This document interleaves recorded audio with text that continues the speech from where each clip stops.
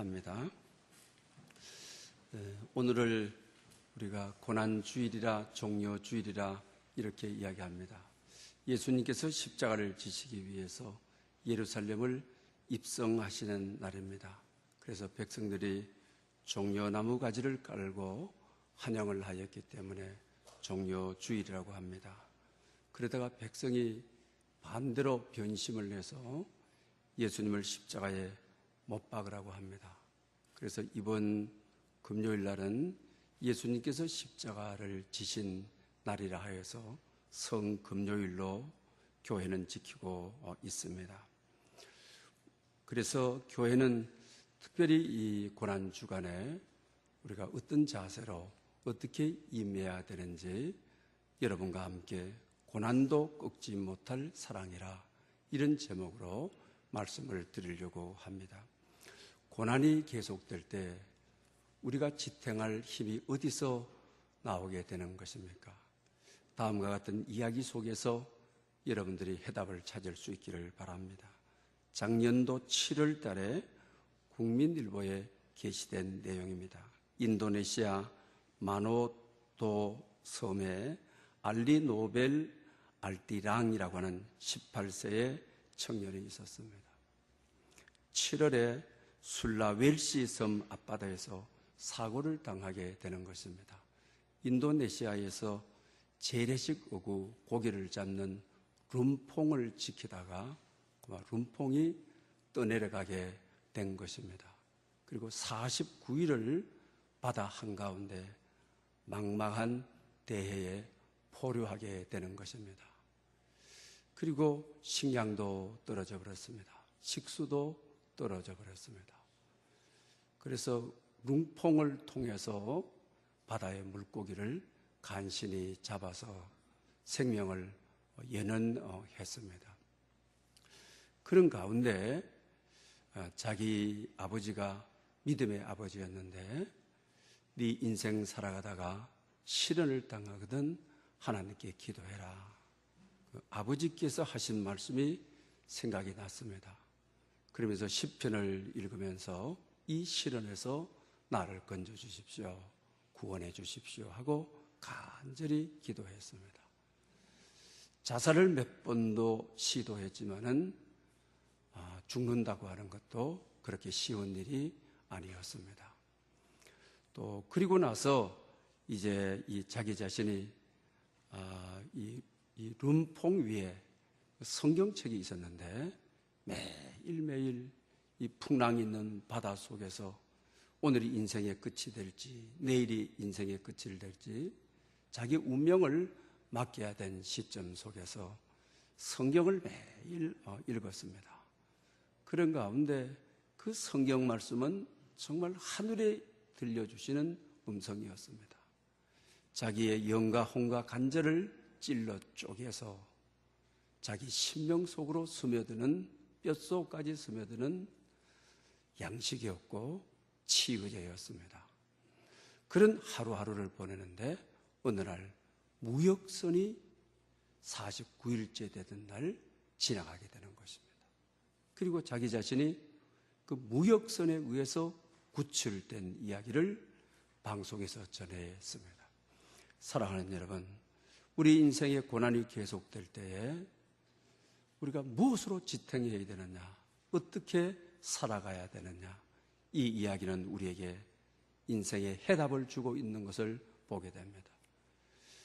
막막한 대해에 그 배 한 척 띄워져 있는 어느 누구도 도울 수 없는 인생, 그때 그는 하나님께 기도했고 하나님의 말씀을 통하여 위로부터 주시는 음성을 듣고 하늘의 양식을 받아서 살았다고 하는 것입니다. 특별히 이 한 주간 고난주간을 보내는 여러분들, 우리가 이런 자세, 이런 마음으로 정말 기도하고 또 하나님의 말씀을 묵상해서 여러분 삶 속에서도 기적이 일어나기를 축복합니다. 기독교 신앙이라고 하는 것이 무엇입니까? 예수 그리스도의 십자가와 연합하는 것입니다. 예수 그리스도의 십자가를 믿음으로 예수 그리스도의 죽음이 나의 죽음이 되도록, 그래서 나의 죄가 사해지고 내가 받아야 될 형벌이 없어지고, 그리고 하나님께서 약속하신 영원을 약속받아 살아가는 것입니다. 기독교 신앙이란 예수 그리스도의 십자가에 참여하는 수련의 과정이라고 하는 것입니다. 그러므로 이 고난주간에는 특별히 우리가 십자가에 예수와 함께 죽고 예수와 함께 사는 그 수련이 바로 기도와 말씀 묵상이라고 하는 것입니다.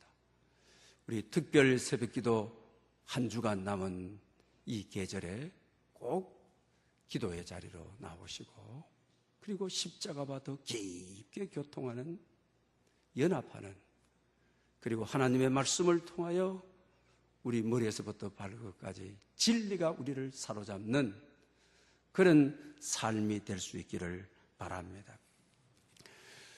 우리 교회를 짓고 우리가 교동협의회라고 하는 것이 있습니다.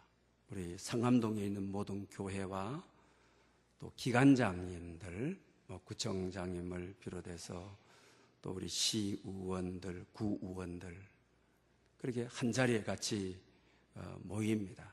저희 교회에서 좀 해달라고 해서 그때 우리 잘 대접하고 그 모임을 가졌습니다. 소위 정치인들, 국회의원들 오고 또 구청장님들도 오고, 지방선거가 한 6개월 한참 남았는데도 다들 오셨습니다. 그래서 제가 정치인들의 인사하는 걸 보고 저렇게 하는구나 하는 것을 알았습니다. 어떤 분에는 아주 깊숙이 숙여서 하고 두 손을 잡아서 정성스럽게 하고, 어떤 분은 눈만 깜빡하고 그다음 고개만 까딱하고, 저분들에게는 사람이 똑같이 보이지를 않구나, 이렇게 생각이 되어졌습니다. 여러분, 오늘 여러분 하나님께 나온 여러분들, 하나님은 우리를 어떻게 보실까요? 하나님은 우리를 어떻게 영접하실까요? 정치인들처럼 이해관계에 따라서 하실까요? 그것은 정말 하나님을 몰라서 그러는 것입니다. 하나님은 인간이 하나님께로 돌아왔을 때 정말 기뻐하시고 환영하시고 아주 즐겨하신다고 하는 사실입니다. 우리는 하나님을 떠나도 하나님은 우리를 버리지 않습니다. 우리가 죄를 짓고 하나님께 돌아와도 하나님은 우리를 아주 기쁘게 영접하시는 하나님이라고 하는 사실입니다. 우리 이사야 43장을 보게 되게 되면 우리 인간에 대해서 하나님의 그 사랑하는 마음을 알 수가 있습니다. 너는 내 것이다. 너는 내게 보배롭고 존귀하다. 내가 너를 사랑한다. 우리를 향해서 우리 죄에도 불구하고 너는 내 것이야. 질그릇에 보배를 담아 너는 보배롭고 존귀한 자고, 그래서 내가 무궁한 사랑으로 너를 사랑한다. 그런데 이사야 43장을 보면 그 백성은 어땠습니까? 정말 사랑받을 만하고 존귀한 존재였습니까? 그 백성에 대해서는 성경이 이렇게 기록하고 있습니다. 눈은 있어도 볼 줄 모르고 귀는 있어도 들을 줄 모른다. 얼마나 하나님 마음을 아프게 하고 속을 썩였으면 이렇게 표현하겠어요. 유대민족의 이 표현 방법은 자식을 기르다가 자식들이 때로 사춘기 때 참 속 많이 썩인 경험이 있는 분들, 여시개를 기르다가 가출을 해버리는 아버지의 마음, 어머니의 마음, 그렇게 가면 안 된다.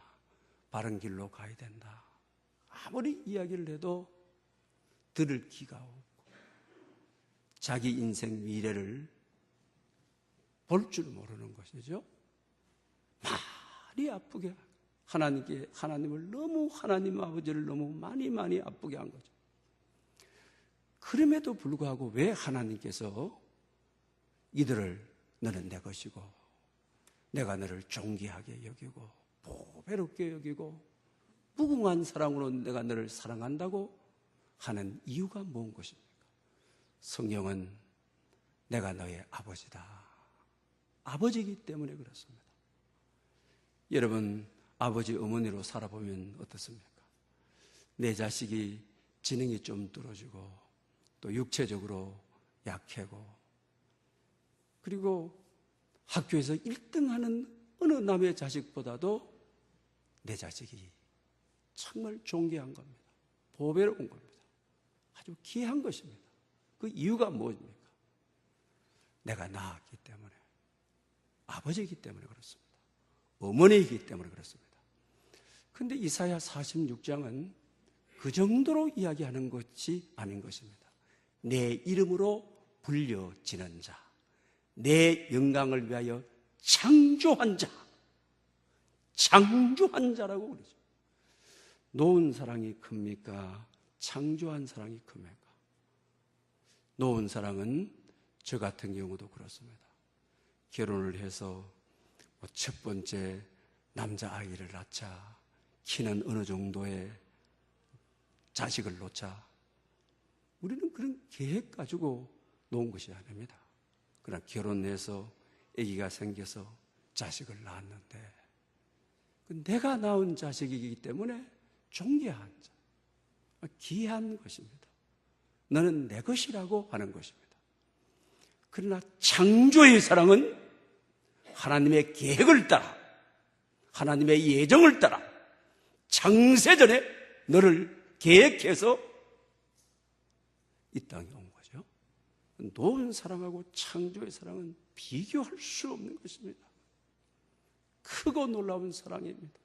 하나님의 섭리 가운데 이루어진 자식입니다. 우리 모두가 죄가 있어도, 우리 앞에 허물이 있어도 하나님은 창조의 사랑,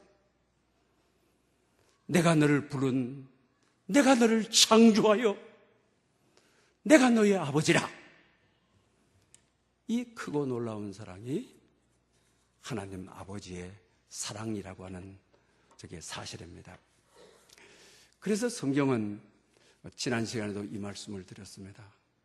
하나님이 우리를 향한 사랑은 끊을 수 없는 사랑, 창조의 사랑이라고 말씀을 드렸습니다. 그런데 우리가 세상 살면서 말입니다. 왜 이렇게 놀라운 사랑을 경험하지 못하고 사느냐는 것입니다. 하나님이 이렇게까지 사랑하는데 왜 행복하지 못하냐는 것입니다. 왜 불평이 많으냐는 것입니다.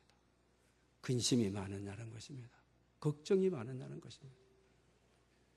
하나님은 창조의 사랑으로 지극히 나를 사랑하는데, 그런데 왜 나는 늘 불안 가운데 살고 염려 가운데 살고 하나님의 이 사랑을 체득하면서 뼛속까지 살속까지 느끼면서 살지를 못하고 불평이 많고 원망이 많고, 우리가 왜 그런 것입니까? 그래서 오늘 본문 읽어드린 33절 34절에도 하나님의 사랑이 얼마나 큰가를 우리에게 가르쳐 주는 것을 보게 되죠. 누가 능히 하나님의 택한 자를 고발하리요? 누가 정죄하리요? 죽으실 뿐만 아니라 살아나신 이는 그리스도 예수시니 그는 하나님 우편에 앉아 계신 자요 우리를 위하여 간구하시는 자신이라. 할렐루야. 그 우리를 향하여 누가 우리를 고발해? 나를 의롭게 하셨는데 누가 나를 정죄해? 내 죄를 위하여 죽으셨다가 부활하셔서 영원을 약속하시고 오늘도 하나님 보좌 우편에서 창조한 나를 향하여 기도하시는 분인데, 바울은 이 놀라운 하나님의 창조의 사랑을 이렇게 고백합니다. 누가 고발해? 누가 정죄해? 우리 인생에 이것만 해결되어도 얼마나 우리가 인생을 안식을 누리고 살아갈 수 있는 것입니까? 율법은 우리를 정죄하고 고발하는 것이죠. 세상은 살아가 보면 우리의 죄를 지적하고 정죄하는 것이죠. 또 뿐만 아니라 죄를 짓게 되게 되면 고발을 당하게 되어지는 것이죠. 그러나 십자가라고 하는 것은 어떤 것입니까? 십자가의 복음이라고 하는 것은 주 예수 그리스도께서 십자가를 지신 이유는 하나님의 자녀, 창조의 사랑으로 내가 너를 의롭게 했다. 내가 너를 의롭게 하기 위해서 십자가를 졌다. 내가 십자가를 졌는데, 너 죄를 대신했는데 누가 고발해? 누가 정죄해? 그런 사람이 있으면 나와! 하나님 내 자신이 해결할 거야. 이런 놀라운 강력한 메시지를 우리에게 주고 있는데, 근데 왜 나는 그 사랑 느끼지 못하고 사느냐? 왜 그 사랑이 나를 사로잡지 못하느냐? 왜 세상 사람들처럼 왜 불안하고 왜 그렇게 사느냐? 왜 그렇습니까? 그 하나님의 사랑 고백을, 사랑하시는 하나님의 의지를 우리가 짝사랑하게 했기 때문인 것이죠. 하나님은 나를 끊을 수 없는 창조의 사랑으로 사랑하는데 나는 하나님을 사랑하는 것이 아니라 세상을 사랑하는 거죠. 하나님과 관계없이 세상을 사랑하는 거예요. 하나님께서 그 사랑이 짝사랑이 되어 버린 것이죠. 짝사랑을 해본 경험이 있습니까? 짝사랑은 받는 자도 괴롭고 하는 자도 괴롭습니다. 제가 기숙사에 있을 때, 장신대 기숙사에 있을 때 우리 동기가 같이 기숙사 생활을 했습니다.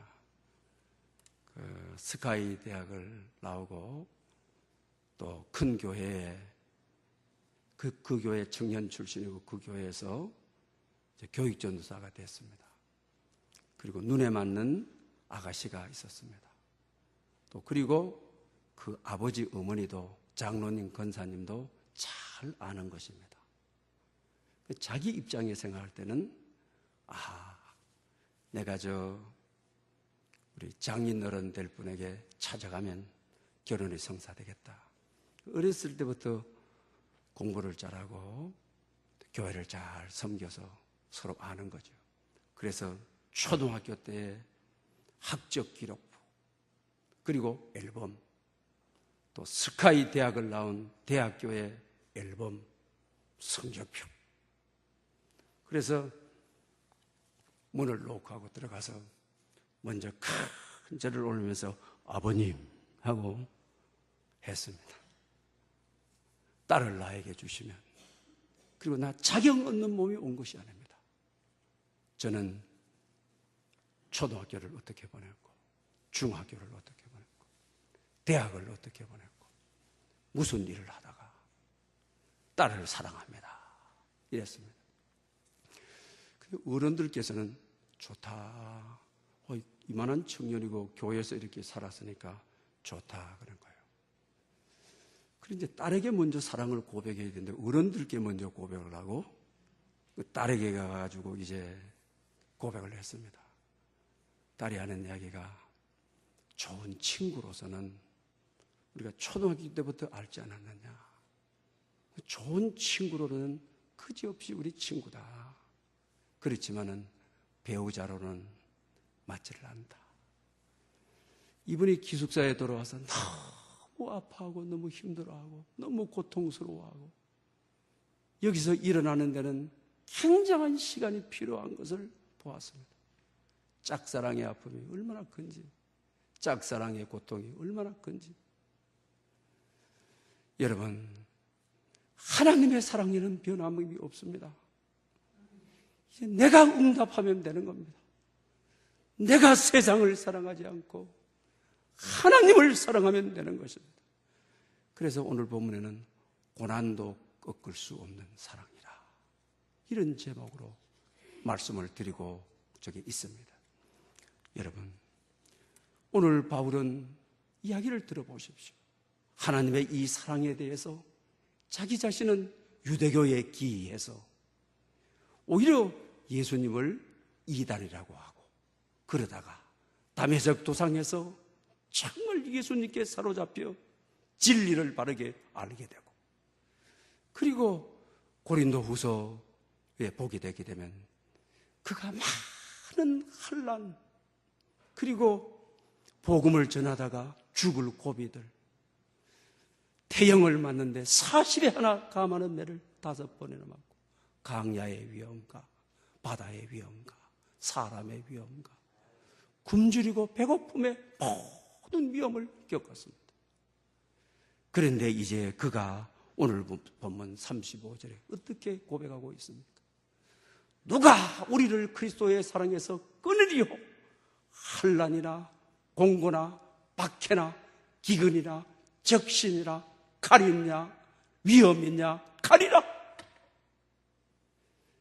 이제는 유대교에 빠져서 다른 걸 사랑하다가 이제 주님을 만나서 끊을 수 없는 자녀로 사랑하시는 하나님을 아버지로 만나고, 이제 자기 자신의 고백입니다. 오늘 여기 한란에서부터 초대교회에 얼마나 많이 순교를 하였습니까? 위험과 칼의 죽음 순교가 온다 할지라도 누가 이 십자가의 사랑에서 끊겠습니까? 나 주님 사랑합니다. 어떤 환난이 있는 가운데도 적신과 기근, 헐벗음과 굶주림 속에서도 내 인생에 어떤 고난이 와도 주님의 사랑을 꺾지 못할 것입니다. 나 주님 사랑합니다. 짝사랑이 되지 않고 화합된 사랑, 일치된 사랑을 보여주고 있는 것을 우리는 보게 된다고 하는 것입니다. 인류 역사를 통해서 끊임없는 마귀의 첫 번째 전략이 뭐였습니까? 우리 성도들이 환난을 당하고 어려움을 당하게 되면 꼭 찾아오는 것이 하나님도 사랑하지 않아. 이 환난이 하나님의 저주로부터 왔어. 이 고난이 하나님이 너를 버렸어. 마귀는 철저하게 인류 역사 속에 오늘 본문에서 말하는 환난과 위험과 칼이라. 오늘 본문이 말하는 이걸 가지고 흔들어 왔습니다. 그러나 바울은 오히려 환난과 위험이냐 칼이라. 초대교회에 많은 이들이 박해를 받아 칼의 위험을 받아 순교할 때 이 순교도 내가 하나님 사랑하신 끊을 수 없습니다. 주님 사랑합니다. 이렇게 되어서 바울의 선교가, 바울의 능력이, 바울의 역사가 교회 속에 이루어진 것이 아닙니까?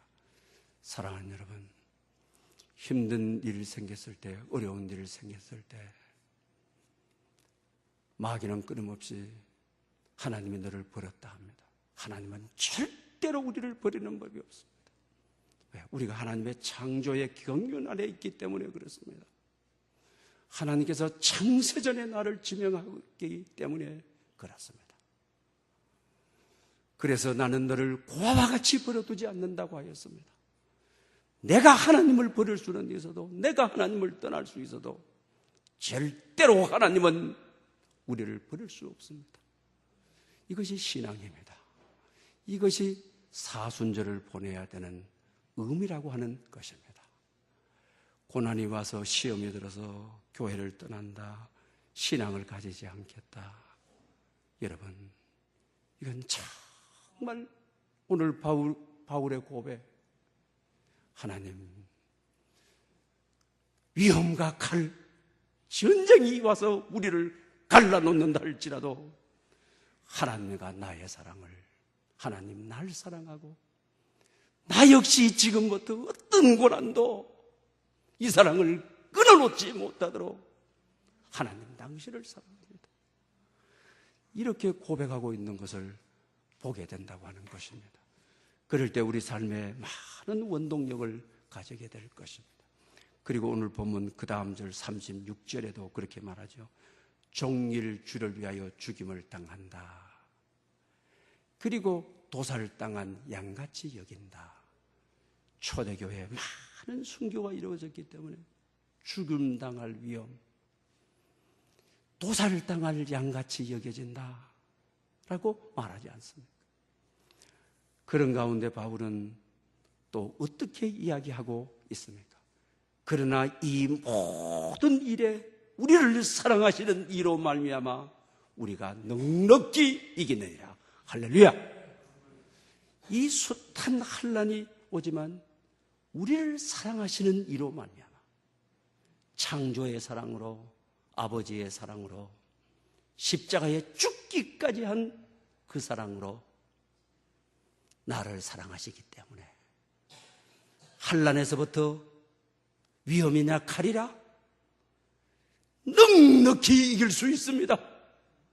그런데 세번역에서는 이렇게 돼 이기고 남습니다. 더 역동성 있는 표현 아닙니까? 마음에 와서 닿지 않습니까? 넉넉히 이긴다. 이기고 남습니다. 주님, 어떤 고난이 와도 이 고난이 나를 하나님 사랑하는 것을 꺾지 못할 것입니다. 넉넉히 나는 이기겠습니다. 이런 고백을 하는 거예요. 그러니 하나님께서는 주의 영과 주의 능력으로 바울 속에 역사하시고 바울을 통하여 복음이 작동하고 말씀이 작동하고 성령 하나님이 역사하시는 것을 우리는 알게 된다고 하는 것입니다. 그러면서 바울은 또 한 걸음 더 나가서 오늘 보면 38절 39절에 여기서 이제는 사망까지도 가져오는 거죠. 내가 죽어 사망에 이른다 할지라도 하나님 날 사랑하신, 내가 하나님 사랑하신 끊을 수 없습니다. 그렇죠? 오늘 본문에 내가 확신하노니, 바울이 나는 확신합니다. 사망과 생명과 천사들과 건세자들은 오늘 본문에 마귀를 말하게 되는 것이죠.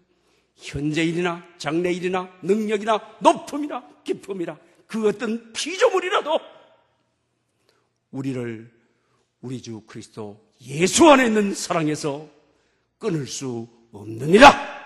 할렐루야. 아주 분명한 고백을 하고 있습니다. 사망도 이제는 내가 죽게 되고 순교를 당한다 할지라도 하늘나라에서 주님을 뵙게 될 것이기 때문에 사망은 오히려 사랑을 공고하게 해주는 것이지 사랑이 흔들 내용이 아닙니다. 그러죠.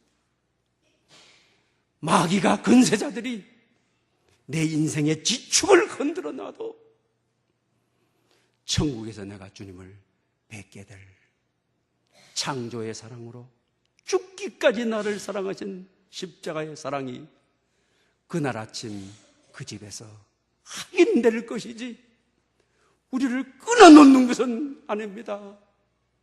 내가 이걸 확신합니다. 그리스도 예수 안에 있는 사랑은 끊을 수 없는 사랑입니다. 이렇게 고백하는 것이죠. 사랑하는 여러분, 형편이 어렵다고, 사정이 어렵다고, 하나님의 사랑을 믿을 수 없다고 속지 마십시오. 이건 사탄의 유혹입니다. 사탄의 작전인 것입니다.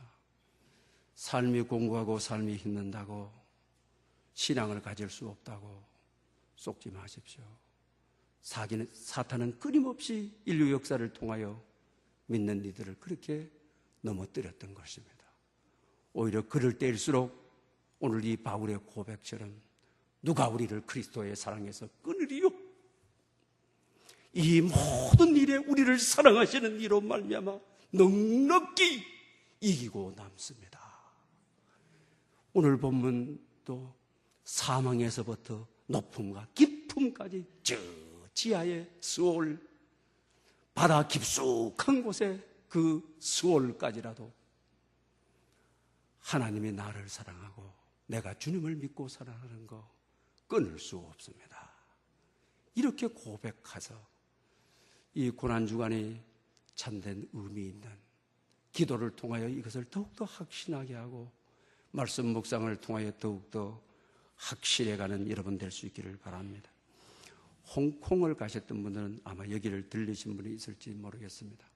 도풍산이라고 하는 도풍사라고도 하게 되죠. 1890년도 노르웨이의 이 칼 라이헬트 선교사님이 여자 선교사님이시죠. 홍콩을 이제 선교사로 파견되니까 홍콩은 가게 되면 사찰이 많죠. 그리고 또 승려들이 그 당시는 많았던 시대죠. 가서 복음을 전하려고 하니까 뭐 복음을 전할 수가 없습니다.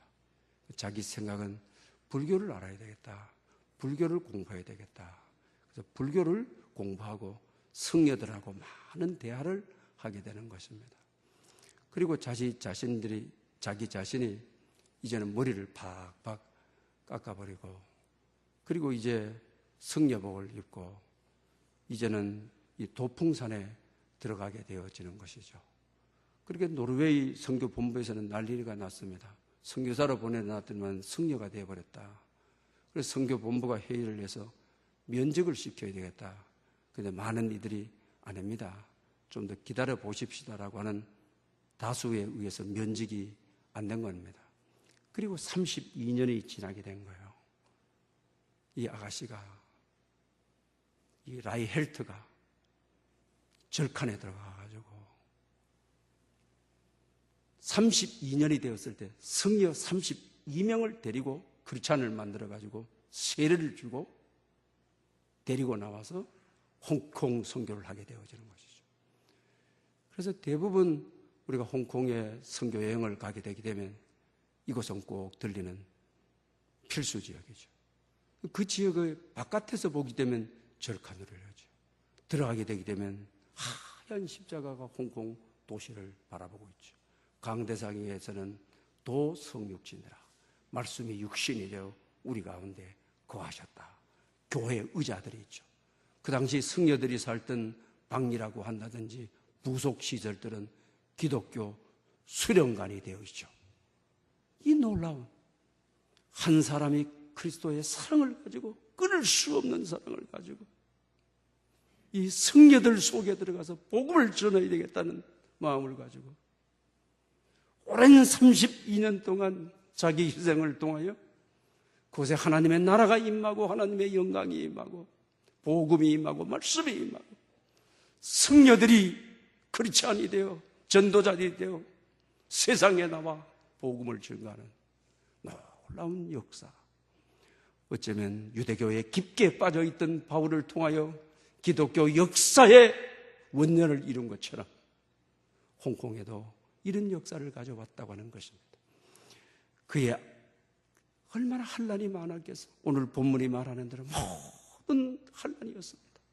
그러나 그런 환난 가운데도 끊을 수 없는 사랑을 내게 하신 이 모든 환난이 내가 주님 사랑함을 꺾을 수 없음을 고백했을 때 이곳에 하나님의 나라가 임하며 하나님의 임재가 임하며 하나님의 영광이 임하며 여러분 삶의 모든 영역 이 한순간 동안 하나님의 임재가 충만하시기를 축복합니다. 할렐루야. 영광 받으시기에 합당하신 하나님 아버지, 오늘도 아버지 집으로 불러주셔서 무한히 감사합니다. 끝없는 사랑으로 창조의 사랑으로 독생자 아들을